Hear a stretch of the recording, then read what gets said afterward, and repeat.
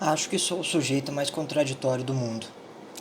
Eu queria só falar de um assunto específico do começo ao fim, seguindo o avant-propos dos barrocos franceses. Barroco aqui tem vários sentidos, que o ouvinte pense bem. Com coerência e método, quiçá rebuscado. Gravar um bom vídeo, refrescante, e ir ao banheiro dar a vênia à sequência semântica do barroco. Mas minha cabeça não funciona do jeito normal, pelo visto. Eu queria falar da operação contra o Comando Vermelho, perpetrada pela Polícia Militar e Civil do Rio de Janeiro. Mas vou começar a falar de outro assunto, que só será aprofundado em outro texto, outro vídeo, doravante, outro dia. Relaxem, tenho uma terapeuta. Todavia, vocês sabem quem não tem uma terapeuta e que vai precisar urgentemente? A nossa primeira personagem da história. Sabe, eu gosto de histórias, até as tristes, e acho que toda história só é boa pelas personagens. Não ligo para as potências hipoteticamente infinitas dos começos, nem o entediante e sempre escatológico desfecho do Pó que sempre confirma o Gênesis. Eu gosto das personagens. Minha história de hoje começa com piadas e termina com catástrofes. C.S. Lewis disse certa vez que o fato de Deus ter dado um corpo para almas imortais era sinal de que o Eterno tinha senso de humor. The first joke. Antes dele anunciar o fim do mundo. Se isso é verdade, esse vídeo de hoje é uma célula da história do mundo. Um mundo que plasma eventos conformes e que, seguindo o fio de outras das irmãs do destino, já que a meada também tem direito a férias, sai da piada e entra nas profundezas da maldade humana. Então, vamos para a narrativa logo antes que esse vídeo fique mais sem graça que dançar forró com a irmã. Os intelectuais brasileiros, em sua grossa maioria, e sobretudo os de ciências sociais, são os maiores bichos do mato que existem no mundo. Os coelhos e a sociedade, se Tomar Sol eu se chamasse Tomás Souza. Alguém de vocês aí consegue saber o motivo? Eu descobri quando fui para a mata, atrás de um diploma e pitangas silvestres. As universidades públicas são analogias dos monastérios. Não é blasfêmia, é narrativa. Tudo bem, concedo as diferenças. Sai o cheiro do incenso, vem o odor da ervinha do mal. Sai a cruz, entra a foice e o martelo. Sai a depilação feminina e entra... Bom, acho que a depilação nunca voltou para o palco. De toda forma, o lugar é fechado. Nossos grandes pensadores, artesãos das teias normativas do bem viver e das previsões proféticas, da mesma qualidade de serviço de um Balaão ou um Ananias, são mortalmente ignorados na Academia Internacional. Mas são bem lidos por eles mesmos. O departamento lê a si próprio. Se consome como um abaporu bem sacana e com frieira nos pés. Teses cujo financiamento ultrapassa dos R$50.000 têm 8 ou 10 acessos em 4 anos. Se as pesquisas não passam de um embuste, como um leito de Procusto, os gringos teriam que ser o Rei Midas versão oposta. Mas isso não ocorre. Daí as ostras de gesso dos gregos, colocando nossos mestres no devido lugar, que é dentro do mato. A mídia brasileira, por outro lado, lambe cada parte da universidade pública já faz mais de 60 anos. O problema é o terceiro agente, a sociedade. A verdade é que os grandes mestres do Brasil detêm um conjunto de valores que a sociedade odeia. Antes da internet, os intelectuais tinham raridade no cotidiano. Eram sempre bajulados, cortejados, como musas machadianas. Aí veio a internet, o espaço de vozes infinitas. Os intelectuais saíram das regalias de Guiomar e Helena e foram parar direto na Iá Garcia e Eugênia em menos de 2 décadas. Só que tem um detalhe, sempre tiveram os olhos da Capitu. E a mídia era o Bentinho que não via a galhada crescendo na cuca. Creio que isso gerou dramas. Os doutores do Brasil se sentem muito cultos, e uma massa que acha suas opiniões uma verdadeira bosta não poderia dar outra. Essa massa é racista, homofóbica, preconceituosa, fascista e sei lá mais o que. Os intelectuais que ganham 47 mil por mês do dinheiro da sociedade para estudar a diáspora dos gogoboys ou Karl Marx são os coitados. Ora, na era da internet, onde tudo vira meme, adivinhe o que aconteceria com os intelectuais e eruditos. Bom, eles viraram meme, assim que pisaram fora dos seus departamentos. A vítima mais recente, a nossa primeira personagem, que vai precisar de psicoterapia, é a doutora Jaqueline de Oliveira Muniz. Vocês viram? Se não viram, não sabem o que perderam. Não se enganem, a doutora Muniz tem credencial.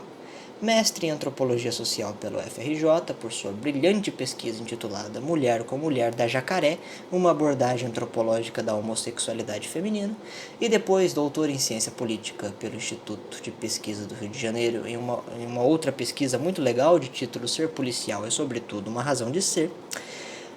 A mulher é professora da Universidade Federal Fluminense, especialista em segurança pública. Não é pouca coisa. Segundo ela, a operação foi bastante truculenta. Ora, as forças policiais são mais inteligentes que os traficantes negros do Comando Vermelho. Atirar com fuzil nesse caso não faz muito sentido, exceto para os traficantes. Afinal, quando se quer matar alguém, uma arma de guerra ajuda um montão. O policial que queria efetuar a prisão poderia ter vindo por trás do bandido e batido na cabeça do morador com uma pedra. Bom, o sujeito desmaiado não morre por isso e pode eventualmente ser algemado. Na pior das hipóteses, o tira responderia por lesão corporal leve, nada mais. Esse foi o motivo mais usado para os memes, combater um bando de armados com pedrinhas. A pedra angular da segurança pública, no final das contas, era uma pedra de verdade. Mas é óbvio que a sociedade brasileira achou a especialista meio idiota. Fazer o quê? Sair do mato tem seus prejuízos e a seleção natural é mais cruel que minhas ex-namoradas.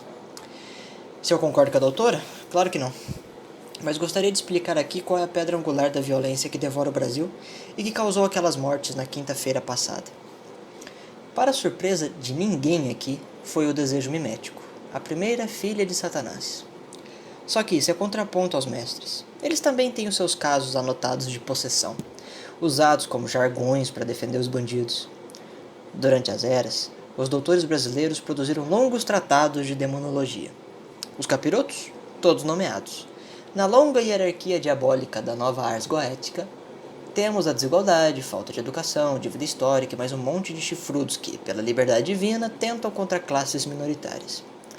Mas o problema de hoje, e aqui começa a catástrofe, é o desejo mimético. Como sabemos, o movimento comunista criou o Comando Vermelho. O fundador do UCV, William Lima da Silva, o professor, afirmou no século passado o seguinte: conseguimos aquilo que a guerrilha não conseguiu, o apoio da população carente. Vou aos morros e vejo crianças com disposição, fumando e vendendo baseado. Futuramente, elas serão 3 milhões de adolescentes que matarão vocês, a polícia, nas esquinas. Já pensou que serão 3 milhões de adolescentes e 10 milhões de desempregados em armas? Bom, o número ainda não chegou a tanto, mas o Comando Vermelho tem ao menos 50 mil pessoas cooperando com seus atos ilícitos. Só para vocês terem uma ideia, o exército de Portugal tem 23 mil soldados, Bélgica 26 mil, Noruega 8 mil, Croácia 17 mil e Montenegro 2 mil e alguns quebrados. Pequeno grupo de criminosos é uma ova. O comunismo na América Latina está vinculado ao crime organizado, um ótimo jeito de lavar dinheiro a propósito. Onde entra, contudo, a mímese. Ela entra nos propósitos. Como se sabe, o desejo humano é mimético. Não todos, é claro, mas a grossa maioria. Não sabemos nosso afã. Precisamos de outro para nos dizer o que queremos. Aí então, firmado nosso modelo, o amamos e odiamos ao mesmo tempo. Como já disse Girard, queremos ser como eles. Queremos roubar-lhes seu ser.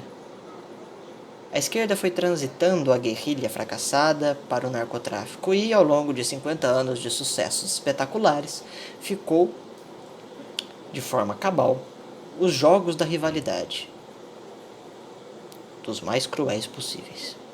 É que o desejo mimético é implacável, não tem regras, nem moderação, e só pode terminar em morte, não importa de quem. Como Girard havia percebido em 1958, poucos anos antes do Comando Vermelho ser formado, o marxismo seria então um dos grandes inventores da rivalidade mimética. Ele te escolhe, diz que te faltam objetos que deveriam estar em tua posse por direito, mas que foram retirados de ti por opressores. Eles têm, os opressores, o que você deveria ter. Eles são cruéis. Você também deve ser cruéis com eles. Ele tirou de você algo importante. Agora é você que tira algo dele. Na verdade, tudo dele. O ouvinte há de notar que isso é o triângulo mimético com algumas alterações, mas sem mudar a forma. Sujeito desejante, objeto desejado e modelo rival. Na pequena guerra de quinta-feira, muitos jovens armados com armas de militares foram mortos. Por quê? Por que colocar a vida em risco? Porque hoje os ainda vivos soldados do CV poderiam muito bem pegar armas e atacar alguma base da polícia no Rio de Janeiro se a ordem viesse de cima. Porque os soldados do Comando Vermelho se comportam como soldados de um país? Porque são. Sua mentalidade é em dois motes. O primeiro consiste na rivalidade mimética. Se sentem revolucionários, vítimas de um sistema atroz, ou dos clientes, como pensa nosso digníssimo presidente da República. William fez um trabalho de base muito bom. Defendeu o crime organizado como arma contra o capitalismo e foi ajudado por muitos na missão intelectual, inclusive editoras católicas como a Vozes, pelo menos na década de 90. A outra parte é confiscada. O Estado, o tal Leviatã, demônio de muitos braços, pode muito bem confiscar a nossa vida, nos jogar no Iraque para morrermos de qualquer coisa dolorida, longe da família. Mas, se a gente diz não, somos presos. Em alguns lugares, mortos. O mesmo vale para alguns membros do Comando Vermelho que são ameaçados de morte, a si e a sua família.